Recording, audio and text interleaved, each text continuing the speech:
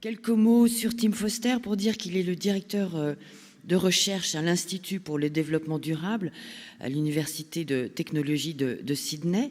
Il dirige des équipes internationales pour concevoir et mettre en œuvre des recherches à fort impact dans le secteur du développement international, en s'attaquant aux défis mondiaux de l'eau et de l'assainissement, avec pour objectif d'accélérer la réalisation de l'objectif de développement durable numéro 6 dont on a déjà parlé ce matin. Ces projets couvrent un large éventail de questions liées à la sécurité de l'eau, notamment la santé mondiale, la résilience climatique, la gouvernance et l'inclusion. Ils collaborent étroitement avec des gouvernements, des agences multilatérales et des organisations non gouvernementales pour assurer l'impact de ces recherches, particulièrement en Afrique, en Asie et dans le Pacifique. Tim Foster, je vous laisse la parole. Bonjour, merci. Thank you very much for that introduction. Merci beaucoup pour ces mots de présentation. Merci de me donner la possibilité de partager quelques réflexions aujourd'hui concernant le travail pionnier de Millie Fontaine à l'occasion de ce 20e anniversaire de l'ONG. Je vais partager quelques diapositives afin de vous raconter le contexte dans lequel l'organisation Millie Fontaine intervient. Pour ma part, ce travail mené par Millie Fontaine depuis une vingtaine d'années est important, étant donné la taille du défi auquel nous sommes confrontés concernant l'ODD numéro 6 et cet objectif de vouloir assurer l'eau potable pour tous. Comme nous le savons, cet ODD 6 représente un défi très important. Sur la base des tendances actuelles, on ne va pas atteindre cet objectif avant 70 ans. Aujourd'hui, 66% de la population mondiale a accès à de l'eau potable, mais cet objectif de 100% ne sera pas atteint avant 2094. Le financement de la part des gouvernements et des bailleurs de fonds n'est pas suffisant au niveau planétaire. Mais ce défi de l'eau potable est encore plus épineux dans les pays de faible revenus. Dans ces pays, les infrastructures et les canalisations d'eau ne vont pas être mis en place pour l'ensemble de la population avant 250 ans. Et les canalisations d'amener d'eau sont très contaminées si elles existent. Donc on pose la question de savoir comment peut-on élargir l'accès à l'eau potable étant donné que les infrastructures existantes mettent trop de temps à se mettre en place et sont peu fiables. En tant qu'expert, j'examine la question de la pérennité et la durabilité des modèles économiques en ce qui concerne l'eau potable. Nous avons besoin de trouver des modèles innovants pour fournir de l'eau potable. Il faut sortir des sentiers battus en tant que secteur de l'eau. En particulier des modèles économiques qui peuvent utiliser la puissance du marché afin de mettre des solutions à l'échelle et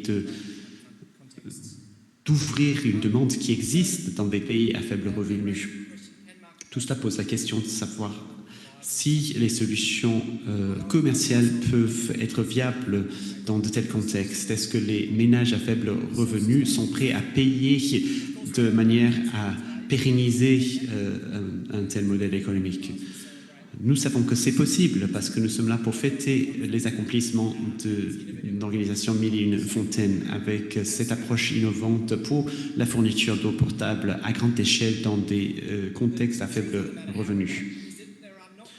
Mais en réalité, il y a très peu d'exemples de solutions commerciales qui se sont mises en place dans des contextes à faible revenu. J'examine différents modèles depuis une quinzaine d'années. Nous avons vu des projets pilotes, des essais de différentes solutions innovantes.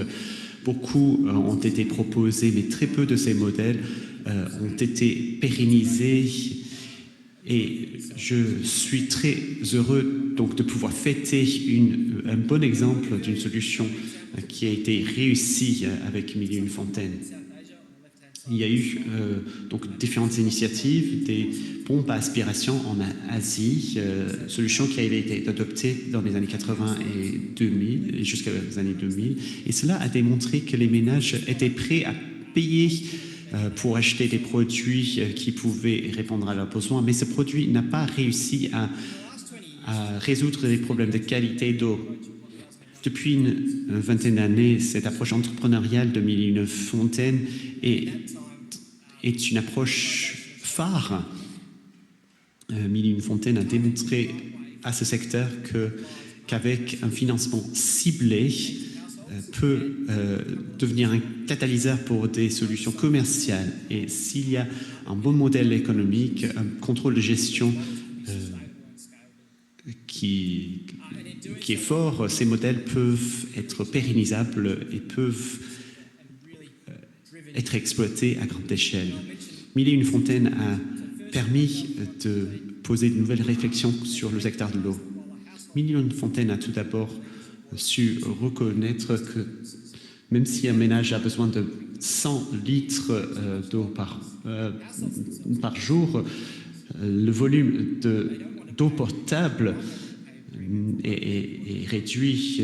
Le ménage n'a pas forcément besoin de payer pour avoir une eau potable de qualité pour faire le linge ou pour se laver, mais les ménages sont prêts à payer pour l'eau potable de grande qualité à boire. Et Mille et une fournit une solution qui permet de répondre à ce besoin particulier. Deuxièmement, Mille et une fontaines a démontré qu'il est possible de mettre à une grande échelle un modèle économique pour la fourniture d'eau potable de grande qualité à une vitesse qui est peu comparable. Ce modèle que Mille et une développe et met en place nous montre qu'avec un bon modèle commercial, les ménages sont prêts à payer une eau potable de grande qualité. Et cela démontre que quand on ouvre cette demande latente, cela peut représenter le fondement d'un modèle économique qui protège la qualité, qui renforce les capacités et qui soutient des moyens de subsistance. Cette innovation, cette réflexion audacieuse est nécessaire si nous allons réaliser des progrès en faveur de l'ODD 6. Je voudrais féliciter l'organisation Mille et une fontaines pour ses réussites, pour ses approches ingénieuses qui amènent l'eau à tant de populations depuis une vingtaine d'années. Merci beaucoup. Merci beaucoup, Tim Foster. Un témoignage que je trouve vraiment très, très intéressant. Se pose toujours la question de la volonté politique des gouvernements pour les questions liées à l'accès à l'eau, mais aussi, et je pense que c'est tout le travail que fait précisément Mille et une fontaines, qui est de permettre aux populations de prendre conscience de l'importance et du lien qu'il peut y avoir entre l'eau et la santé. Et être prêt à payer, ça veut dire aussi qu'on a bien compris combien ce lien était évident. En tout cas, voilà, ça permet de mesurer tout le travail de fond que cela signifie et s'impose de lui-même pour arriver à développer. Cette prise de conscience me paraît être quelque chose d'essentiel. Témoignage.